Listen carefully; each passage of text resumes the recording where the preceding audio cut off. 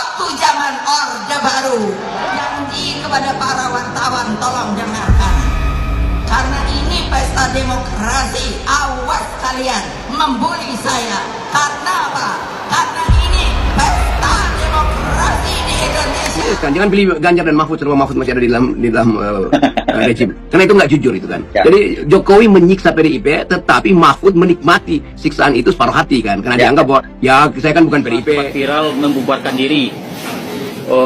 Bisa dijelaskan alasannya kenapa membubarkan diri, kenapa tidak jadi mendukung Ganjar Pranowo justru setelah diumumkan PDIP, gimana nih?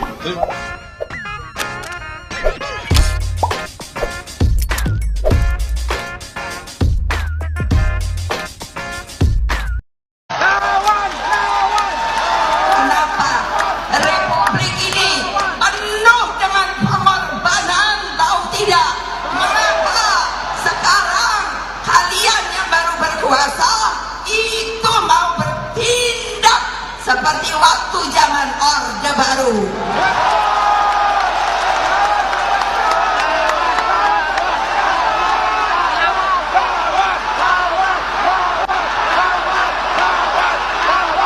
Kita ada negara merdeka, berdaulat, punya ketatanegaraan, ketata pemerintahan. Jadi setiap orang yang tadi saya sebut, yang disebut orang pemerintah, semuanya harus taat pada perundang-undangan di Republik Indonesia ini. Enak aja undang-undang aja, emangnya punya siapa? Ibu udah gemes benar. Udah pokoknya kita jalan terus kampanye. Kita lihat kalau ada yang dicurangi, kalau tidak boleh namanya lapangannya, kalau itu namanya kultur Orde Baru yang ibu alami pada waktu dulu. Semua mereka yang merasa dirinya adalah cikal bakal daripada bangsa Indonesia, mereka bisa kumpul, baik dari manapun, keturunan Chinese, keturunan Arab, keturunan India, dan lain-lainnya. Dan pertanyaan saya ketika ditanyakan, makanya ketika Pak Ahok saya jadikan banyak yang bertanya, kenapa ibu milih namanya Ahok? Why? Dia punya KTP loh. Jangan lupa loh, karena kita sudah diberikan oleh para pendiri bangsa kita yang namanya tata negaranya, di situ ada namanya apa? Ideologi kita Pancasila.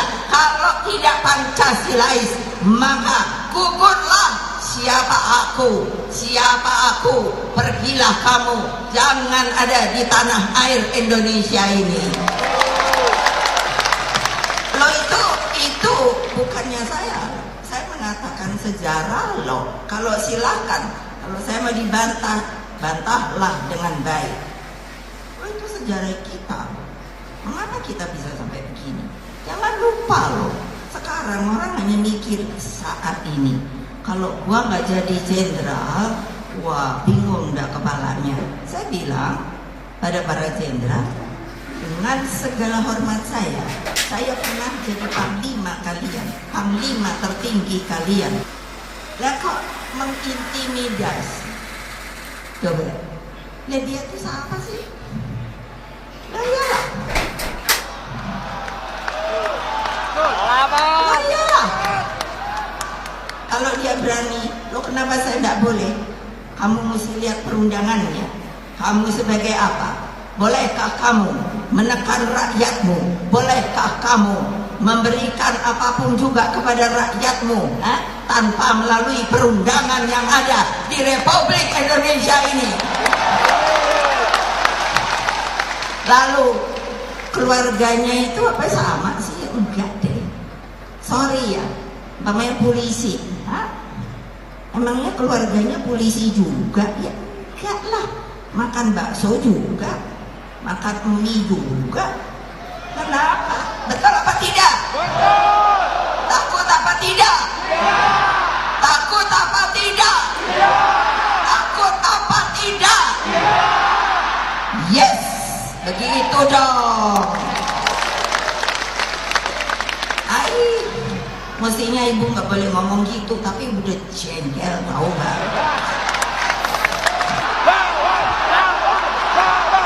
Berani tidak? Berani tidak? Berani tidak? Merdeka! Merdeka! Merdeka! Menang kita! Ganjar Mahfud! Satu putaran!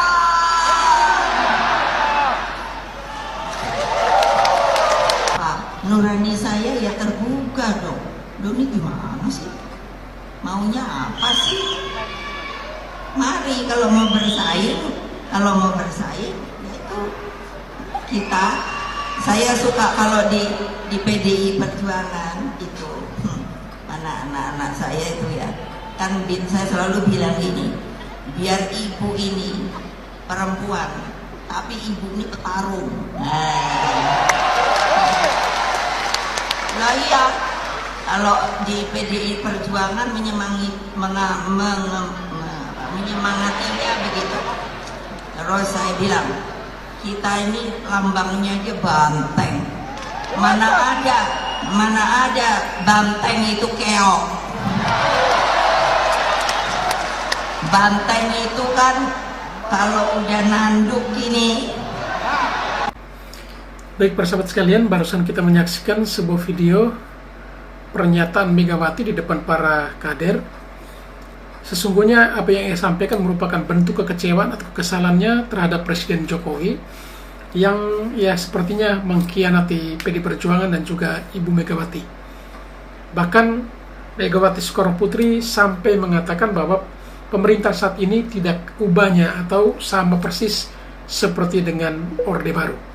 Nah, di sini memang yang menjadi pertanyaan adalah kira-kira ciri-ciri dari Orde Baru dan juga pemerintahan Jokowi itu letaknya ada di mana, sehingga Ibu Megawati berani dengan tegas dan lantang mengatakan bahwa pemerintahan saat ini sama seperti pemerintahan di masa Orde Baru.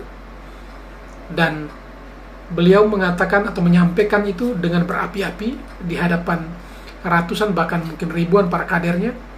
Ia membakar semangat mereka untuk bisa bagaimana caranya memenangkan pasangan Ganjar Mahfud satu putaran. Dan itu harapan beliau, dan kiranya dengan semangat yang dibakar ini mampu memberikan rasa optimis kepada para pendukungnya. Namun sangat disayangkan ya ketika omong berapi-api tetapi lagi-lagi ada pihak yang diserang sepertinya.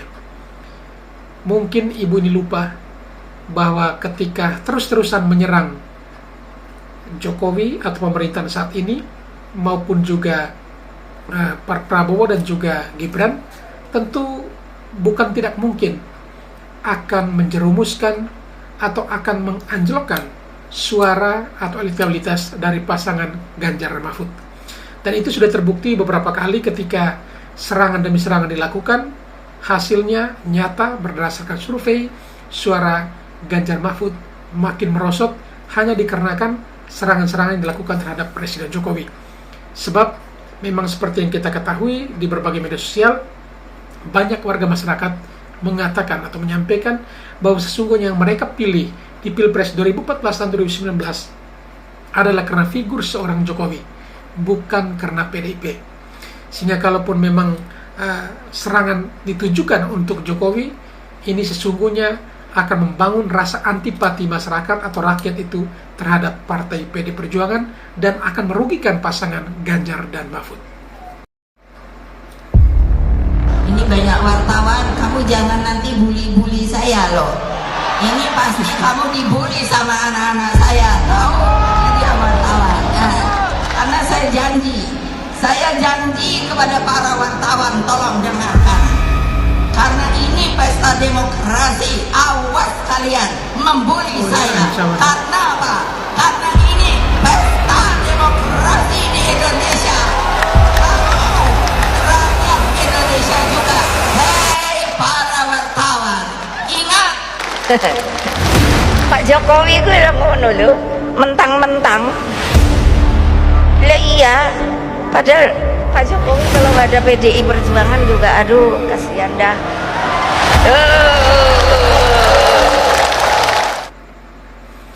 Baik, inilah sikap yang ditampilkan atau ditunjukkan oleh seorang ketum partai. Sepertinya Ibu Megawati ini sedikit stres dengan situasi atau keadaan akhir-akhir ini, sehingga kadangkala beliau sulit sekali untuk mengerem pernyataan-pernyataan yang justru merugikan partainya sendiri. Kali ini bukan lagi Jokowi ataupun Gibran ataupun lawan politiknya yang ia serang secara terang-terangan, tetapi justru kali ini yang ia serang adalah wartawan. Di sini dia mengancam wartawan, jangan membuli saya. Dan ini ia tegaskan dan ingatkan ulang-ulang kepada wartawan agar di masa politik atau situasi politik seperti saat ini, jangan sampai wartawan hadir, menyaksikan, kemudian merekam lalu membulinya di berbagai media. Dan itu beliau tegaskan ulang-ulang. Namun perlu juga kita ketahui bahwa tugas jurnalistik atau seorang wartawan tentunya juga dilindungi oleh undang-undang untuk meliput setiap kegiatan yang terjadi. Dan kalau sampai ada pihak-pihak tertentu yang mengancam wartawan, nah ini yang memang agak sedikit janggal, karena seperti yang kita ketahui bahwa wartawan juga adalah merupakan salah satu pilar dari bangsa ini, yaitu pilar keempat bangsa ini. Sehingga kalau ada seorang ketua umum partai mengancam wartawan, ya ini juga memang agak sedikit janggal, karena memang wartawan tentu mereka itu independen, ya, independen, tidak terafiliasi dengan pihak manapun, sehingga ketika mereka melanjutkan atau menjalankan fungsi dan tugasnya sebagai seorang jurnalis, tentu itu pasti mereka jalankan. Tetapi tugas mereka tidak boleh diintervensi oleh pihak manapun, dan mereka tentu dilindungi dengan Undang-Undang Pers. Megawati Soekarno Putri satu-satunya wakil presiden Republik Indonesia yang melakukan kudeta sipil terhadap almarhum Presiden Gus Dur. Ia menggulingkan kekuasaan dengan alasan yang dibuat-buat, padahal sudah jelas rakyat menginginkan Gus Dur memimpin bangsa Indonesia. Selama kepemimpinan Megawati, banyak kemunduran yang kita rasakan, seperti menjual perusahaan Indosat yang waktu itu sangat menguntungkan, melepaskan 3 pulau yang kita miliki yaitu Nipah, Sipadan, dan Ligitan yang sangat kaya dengan minyak mentah. Kemudian menjual murah gas alam blok Tangguh di Papua Barat ke Cina yang menyebabkan negara rugi 500 triliun rupiah setiap tahunnya. Skandal besar Megawati lainnya yaitu menghapus hutang BLBI. Megawati bersama kabinet mengeluarkan surat keterangan lunas dari hutang yang dimiliki Syamsul Nursalim. Syamsul Nursalim sendiri adalah konglomerat Indonesia yang masuk 50 orang terkaya di Indonesia. Megawati layak dicatat dalam sejarah sebagai orang yang menjabat presiden tanpa dipilih, sehingga merugikan seluruh rakyat Indonesia. Wah, ini data yang ditampilkan dalam video ini memang cukup mengejutkan, karena ya Megawati merupakan satu-satunya wakil presiden yang melakukan kudeta sipil terhadap presiden saat itu, yakni Abdurrahman Wahid atau Gus Dur. Dan tidak hanya itu, ada beberapa poin yang disampaikan tadi di dalam video ini, bahwa ternyata di masa kepemimpinannya ia juga harus melepas 3 pulau, yaitu Nipah, Sipadan, dan juga Ligitan. Nah, itu juga ada 3 pulau yang harus terlepas dari wilayah NKRI, dan juga menjual Indosat yang merupakan salah satu perusahaan milik negara atau BUMN. Dan itu ketika ia lepas, dan saat ini memang Indosat bertumbuh dengan luar biasa, dan sesungguhnya Indonesia atau negara yang mengalami kerugian cukup besar atas keputusan yang diambil oleh Megawati Soekarno Putri ini. Sehingga memang ketika dia memberikan kritik keras terhadap Presiden Jokowi, tetapi sesungguhnya Jokowi lah yang menyelamatkan beberapa aset berharga negara ini yang selama ini mungkin dikuasai oleh pihak asing seperti Freeport, Blok Mahakam, dan beberapa perusahaan lainnya. Itu diambil alih oleh Jokowi. Itu justru dikritik, tetapi beliau tidak bercermin bahwa di masa kepemimpinannya ada beberapa aset negara yang ia lepas. Bahkan sampai dengan ada 3 pulau yang terlepas dari NKRI juga di masa kepemimpinannya. Sehingga ketika beliau kalau memberikan kritikan pedas terhadap Presiden Jokowi, ya harusnya juga beliau harus bercermin sudah sejauh mana kemampuannya dalam mengelola negara ini waktu menjabat sebagai presiden. Justru yang menjadi macan Asia itu ada di tangan Jokowi, bukan ada di presiden siapa-siapa, sekalipun itu adalah seorang Megawati Soekarno Putri. Kita akan maju terus. Kalau kita dihalangi di depan, kita akan tabrak. kira-kira siapa yang bakal menghalangi di depannya. Ini pernyataan dari Ganjar Pranowo membakar semangat para pendukungnya bahwa kita akan maju terus, kalau ada yang menghalangi di depan kita akan tabrak. Nah, ini mungkin ya pesan untuk para pendukungnya agar jangan sampai kecut ketika ada tantangan yang menghadang depan jalan, ya harus ditabrak. Dan ini pesan, memang pesan-pesan ketika seseorang yang mengalami rasa stres yang cukup berat, karena memang bukan tidak stres seperti apa, karena berdasarkan beberapa survei suaranya makin anjlok, dan itu memang siapapun dia pasti akan stres. Sehingga kadang-kadang di saat kita lagi galau atau stres, tentu pernyataan statement yang kita keluarkan tanpa disadari justru ya menimbulkan pertanyaan, sesungguhnya siapa yang ada di depan yang perlu ditabrak itu. Republik ini tanpa Jokowi dan Prabowo akan baik-baik saja. Jadi jangan rusak opinimu, jangan rusak pikiranmu, jangan rusak hatimu dengan narasi yang dibangun bahwa seolah-olah tanpa rekonsiliasi Prabowo dan Jokowi bangsa ini akan rusak, bangsa ini akan hancur, bangsa ini akan mundur, pembangunan akan mundur kembali. Saya katakan tidak. Tetapi ingatlah, di tangan-tangan orang baik, di tangan-tangan orang yang mampu, di tangan-tangan orang yang memiliki kapasitas kualitas membangun bangsa, Indonesia akan maju. Apa yang kamu pilih? Menyerahkan kekuasaan ini ke tangan-tangan yang melalui lahir dari rekayasa hukum dan nepotisme, atau menyerahkan kepemimpinan bangsa ini ke tangan-tangan yang memang lahir dari rakyat, lahir dari kehendak rakyat, lahir dari keinginan rakyat, dan lahir bercita-cita untuk bangsa dan negara. Kita mengenal sosok Pak Mahfud, kita mengenal sosok Pak Ganjar. Pasangan inilah yang akan membawa kita ke depan jauh lebih baik dari apa yang sudah ada sekarang. Jadi ketika ada opini yang dikembangkan di lapangan bahwa rekonsiliasi atas nama rekonsiliasi Jokowi Prabowo, Indonesia akan maju dan baik-baik saja, saya katakan tidak. Karena pasangan Prabowo Gibran, saya harus katakan mereka lahir dari sebuah proses yang tidak bermartabat, merekayasa hukum dan sebuah nepotisme keluarga. Jangan sampai bangsa kita mengalami kemunduran. Jangan lemah. Semangatlah. Untuk teman-teman, relawan dimanapun kini kalian berada, saya tegaskan sekali lagi, bangkit dari tempat dudukmu, temui masyarakat, datangi masyarakat di bawah. Ajak mereka untuk bersama-sama dengan kita menjaga, mengawal, merawat bangsa ini dengan memilih pemimpin yang memang mampu memimpin ke depan lebih baik.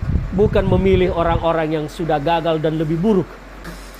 Baik sahabat sekalian, pernyataan dari Ferdinand Huta Hayan, salah satu kader dari Partai PD Perjuangan, yang setidaknya memberikan pesan kepada para pendukungnya untuk tetap semangat, jangan sampai terkecoh. Ada sebuah statement yang mengatakan bahwa ya Indonesia ini akan mengalami kemunduran jika tidak terjadi atau tidak adanya rekonsiliasi antara Prabowo dan juga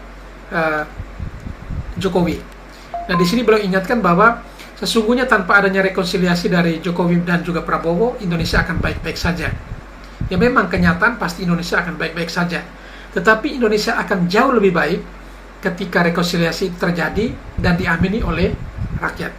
Karena sudah terbukti bahwa Presiden Jokowi menjadi macan Asia, Indonesia dikagumi di mana-mana, dan juga sudah banyak hal yang ia tunjukkan dan ia buktikan. Dan ketika ya perpaduan antara Jokowi dan juga Prabowo ini bersatu, tentunya Indonesia yang baik-baik saja akan jauh lebih baik. Memang seperti Bung Ferdinand katakan, bahwa tanpa rekonsiliasi Jokowi dan Prabowo, Indonesia akan baik-baik saja. Itu memang benar, tetapi jauh lebih baik kalau rekonsiliasi itu bisa dijalankan dan rakyat menghendaki, Tuhan memberkati, maka Prabowo dan Gibran akan memimpin untuk melanjutkan karya-karya Jokowi yang belum tuntas di masa jabatannya ya, dan sebentar lagi akan selesai, sehingga itu membutuhkan estafet karena masih banyak mimpi besar Indonesia yang belum terwujud. Dan memang kita membutuhkan orang-orang yang dasarnya dari petugas rakyat, bukan dari petugas partai. Kalau petugas partai ya seperti yang dialami Pak Jokowi saat ini, banyak program atau beberapa program besar yang strategis nasional yang memang tidak bisa dieksekusi hanya karena tidak ada persetujuan dari ketum partainya. Salah satunya adalah Bandara Buleleng dan juga undang-undang perampasan aset. Nah, ini juga memang menjadi kendala sebagai seorang presiden jika ketum partainya tidak merestui. Oleh karena itu, kita membutuhkan memilih calon presiden yang adalah ketum partai, sehingga ketika mengambil keputusan tidak perlu berdiskusi dengan siapa-siapa lagi, karena dia memiliki hak prerogatif sebagai seorang ketum partai. Ada fenomena baru guys, rame-rame relawan Pak Ganjar alihkan dukungan ke Prabowo dan Gibran. Guys, baru-baru ini ada berita bahwa relawan Ganjar alihkan dukungan ke Prabowo Gibran. Alasannya macam-macam, namun yang pasti gue tangkap, relawan ini menilai pasangan Prabowo Gibran lah yang paling pantas untuk melanjutkan program-program yang sudah digagas oleh Pak Jokowi. Kalau dihitung-hitung sudah banyak juga nih, dimulai dari Bang Immanuel Ebenezer, dari Jokowi Mania jadi JP Mania, lalu berubah menjadi Prabowo Mania 08, sampai sekarang. 9 September, relawan milenial Ganjar alihkan dukungan ke Pak Prabowo. 5 November, Satya relawan NKRI, yang juga awalnya dukung Ganjar, namun beralih juga ke Pak Prabowo. 19 November, relawan Ganjar Jateng juga beralih dukung Pak Prabowo. 24 November, relawan Benteng Jokowi atau Bejo pun begitu. Terbaru 26 November, relawan Ganjar Jateng juga alihkan dukungan ke Pak Prabowo. Kayaknya ini sebuah fenomena baru guys, jarang-jarang ada loh kejadian kayak gini, dan mungkin baru kali ini. Nah, menurut gua, pasangan Prabowo Gibran mungkin dianggap sebagai calon pemimpin yang memiliki harapan. Artinya, harapan masyarakat atau katakanlah relawan tersebut lebih layak dititipkan ke Pak Prabowo dan Mas Gibran ketimbang yang lain. Secara kelas Pak Prabowo sendiri kita akan tahu, baik di dalam negeri maupun di kancah internasional, sangat membanggakan kita sebagai warga negara Indonesia. Bagaimana menurutmu? Baik, para sahabat sekalian, bagaimana kita saksikan tadi, ada banyak sekali relawan-relawan dari Ganjar Pranowo yang beralih dukungannya kepada Prabowo Gibran. Dan tadi dijelaskan secara detail ya, pertanggalnya. Selama bulan November ini, dari awal hingga akhir November, banyak sekali kelompok-kelompok relawan yang awalnya dari relawan Ganjar Pranowo akhirnya memutuskan untuk hengkang dan mendukung pasangan Prabowo Gibran. Menurut mereka mungkin Prabowo dan Gibran merupakan sosok yang paling tepat untuk dititipkan setiap pesan atau amanat rakyat, mimpi besar rakyat ini ketika tahun 2024 nanti Indonesia memiliki pemimpin yang baru. Dan tentunya pasti mereka selama dalam perjalanan mempelajari track record dan juga beberapa hal yang memang menjadi alasan fundamental mereka untuk bagaimana bisa mengambil satu keputusan di situasi yang mungkin sudah mendekati atau sudah masuk masa kampanye dan sebentar lagi akan pencoblosan. Mereka justru membalikkan keadaan dengan berpindah dukungan dari Ganjar Pranowo ke Prabowo Subianto. Dan ini menjadi sesuatu yang luar biasa bagi pasangan Prabowo Gibran, karena semakin banyak kantong-kantong suara itu datang dan bergabung bersama mereka. Sempat viral membubarkan diri, bisa dijelaskan alasannya kenapa membubarkan diri, kenapa tidak jadi mendukung Ganjar Pranowo justru setelah diumumkan PDIP, gimana nih? Terima kasih abang-abang wartawan semua, masyarakat, para pemuda dan khususnya kader-kader DPP Pro Jarwo perlu juga mengingat kembali ada beberapa alasan yang menguatkan relawan Ganjar Pranowo ini untuk membubarkan diri, seraya dalam waktu dekat akan membakar seluruh atribut yang ada. Yang pertama, membubarkan diri kita dan tidak bakar perlu atribut. memilih Ganjar Pranowo karena baru-baru ini kita semua sudah dengar dan melihat ada kader PDI Perjuangan yang namanya Bang Pacul secara terang benderang di publik mengatakan bahwa pihaknya hanya sebatas petugas partai.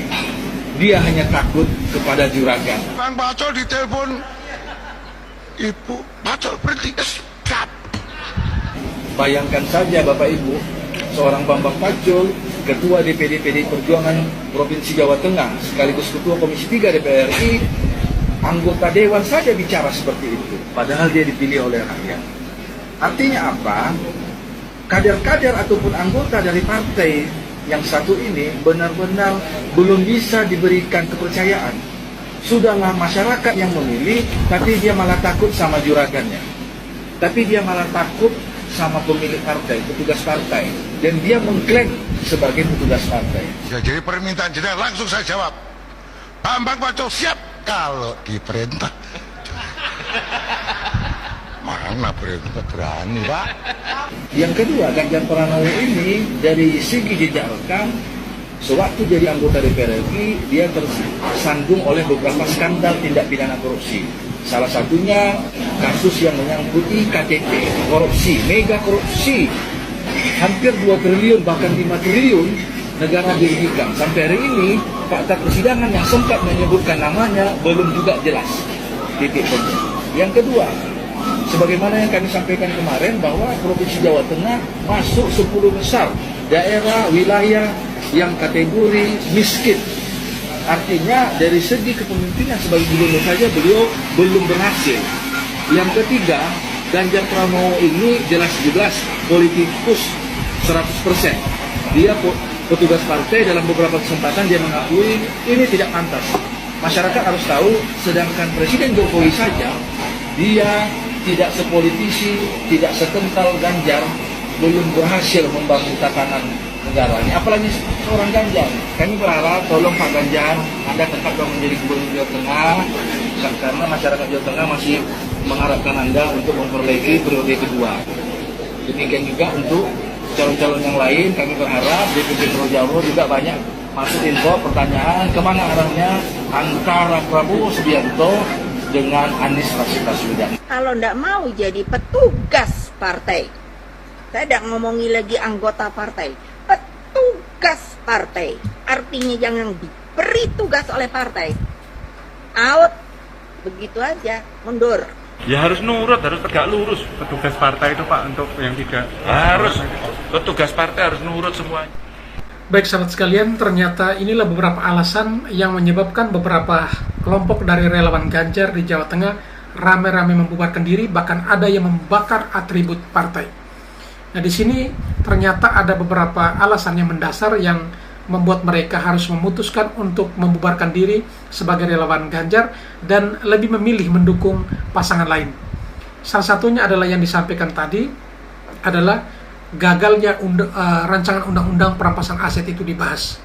Karena terbukti bahwa Ketua DPD PDI Perjuangan Jawa Tengah Bambang Pacul yang juga adalah Ketua Komisi 3 DPR RI secara terang-terangan menyampaikan dalam persidangan atau di dalam sidang bersama dengan Mahfud MD saat itu, ia menyampaikan bahwa mereka tidak bisa berani untuk membahas RUU perampasan aset tersebut karena mereka hanyalah petugas partai, semuanya akan patuh terhadap pimpinan yakni ketum partainya. Dan ini secara jelas bahwa memang siapapun dia yang akan menjadi presiden atau menjadi pemimpin nanti, tentu semuanya akan dikendalikan oleh ketum partainya. Kemudian yang berikut juga yang menjadi catatan di sini adalah bagaimana capres dari Ganjar ini sendiri itu dianggap masih gagal di Jawa Tengah sebagai gubernur kala itu karena angka kemiskinan masih tinggi untuk di Provinsi Jawa Tengah. Dan juga ada beberapa proyek atau infrastruktur jalan yang juga sering ditampilkan di berbagai media itu masih setengah jadi, artinya belum tuntas dikerjakan. Sehingga dari penilaian-penilaian ini memang para relawan Ganjar memutuskan lebih baik membubarkan diri dan berafiliasi atau bergabung dengan pasangan atau paket dari partai lain. Kalau awalnya prosesnya nggak benar, ujungnya nggak mungkin benar. Dalam politik nggak kayak gitu. Gini, kalian, saya ini orang yang sangat kagum sama Bu Risma. Ada yang kagum sama Bu Risma gak? Ketika jadi wali kota 2 periode. Oh, bukan. Tahu nggak kalian proses jadinya Bu Risma? Jadi ada wali kota dari PDIP namanya Bambang Deha. Dia sudah 2 periode jadi wali kota. Dia masih tetap ingin di balai kota. Dia calon jadi wakil wali kota. Kepala badan pertamanannya namanya Bu Risma, diusung jadi calon wali kota. Dia jadi wakilnya. Dengan maksud Bu Risma bonekanya? Dengan maksud mungkin kayak gitu. Jorok nggak? Tapi dari proses jorok ini kita ketemu Bu Risma nggak? Nggak, tapi ini fakta. Kalian boleh searching. Bu Risma maju sebagai wali kota. Calon wakil wali kotanya adalah wali kota 2 periode sebelumnya. Namanya Pak Bambang Deha. Orang bilang semua ini proses jorok banget. Kenapa? Ya ini kan dia masih pengen berkuasa nih, menjadikan Bu Risma sebagai tameng aja. Tapi gara-gara proses ini kemudian menang, kita ketemu orang yang namanya Bu Risma. Baik, luar biasa ya. Ini satu analogi yang memang sangat masuk akal yang disampaikan oleh salah satu anggota TKN dari Prabowo Gibran, Pak Hasan Nasbi. Beliau menggambarkan ya situasi yang terjadi saat ini ketika orang menganggap bahwa proses masuknya Gibran menjadi cawapres itu adalah sebuah bentuk insiden, ya, insiden politik. Tetapi menurutnya bahwa kalau awal prosesnya tidak benar, ujungnya juga pasti tidak benar. Politik itu pasti seperti itu. Dan tadi ya menceritakan kisah yang dialami oleh Ibu Risma yang saat ini sebagai Mensos.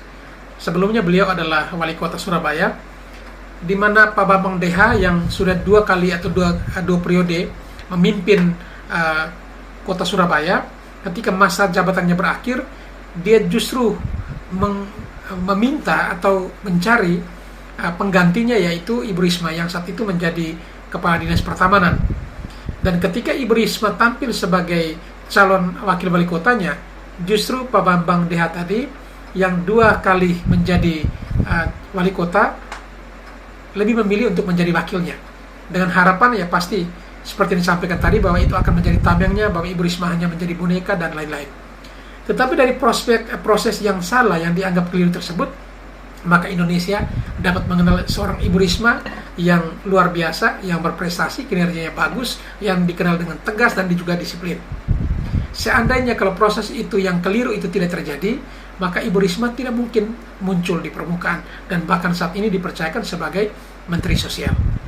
Sehingga kalau dilihat kembali, kadang orang melihat bahwa prosesnya yang keliru atau salah terhadap Gibran, kita bisa buktikan.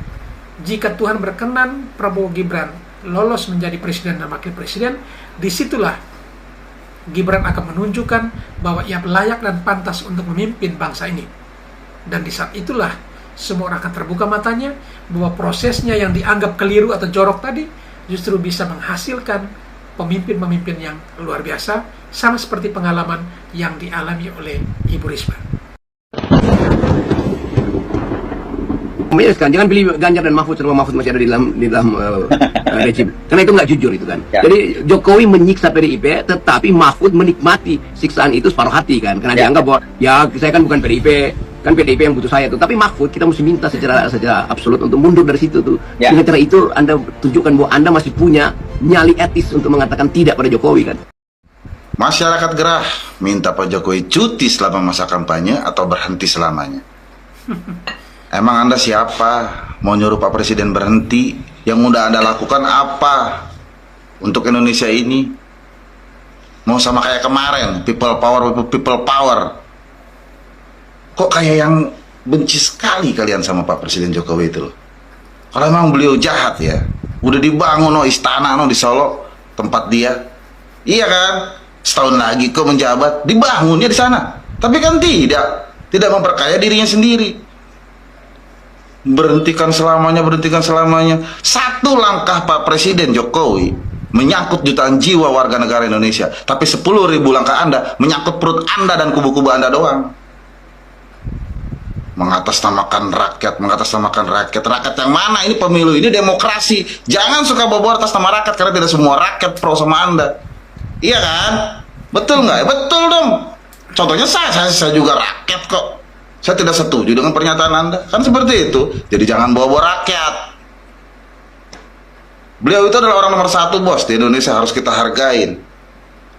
Pak SBY menang, saya memilih Ibu Mega. Ya mau gimana lagi, harus kita hargain. Itu baru namanya jiwa NKRI. Tuh, seperti itu. Mau diajarin? Lu Presiden Indonesia itu nggak bisa bos dihina-hina, baik yang masih menjabat atau yang sudah tidak menjabat. Masalah cuti pemilu itu kan karena kekhawatiran Anda saja, karena survei Anda anjlok. Itu karena ulah Anda berkampanyenya nggak benar. Berkampanye kok menjatuh-jatuhkan kawan. Ya kan? Jadi pandangan publik juga kepada Anda negatif. Itu kesalahan Anda, cara berkampanye Anda seperti itu. Betul kan?